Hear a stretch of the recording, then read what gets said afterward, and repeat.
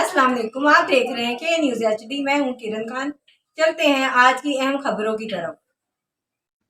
ताज़ा तरीन खबरों से बाखबर रहने के लिए हमारे साथ रहिए। रुक करेंगे साहिवाल का, जहां से रिपोर्ट कर रहे हैं हमारे नुमाइंदे मियां अली रजा।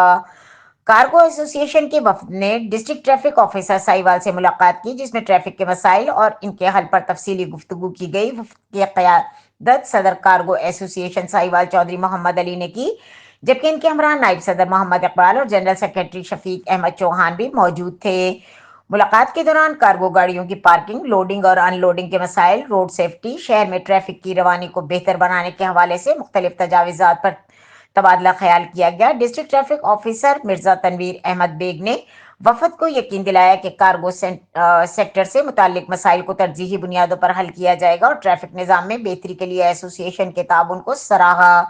कार्गो एसोसिएशन के सदर चौधरी मोहम्मद अली ने ट्रैफिक पुलिस की जानिब से ताउन पर शुक्रिया अदा किया और कहा कि वो कानून की पासदारी करते हुए ट्रैफिक निज़ाम को बेहतर बनाने में अपना किरदार अदा करते रहेंगे।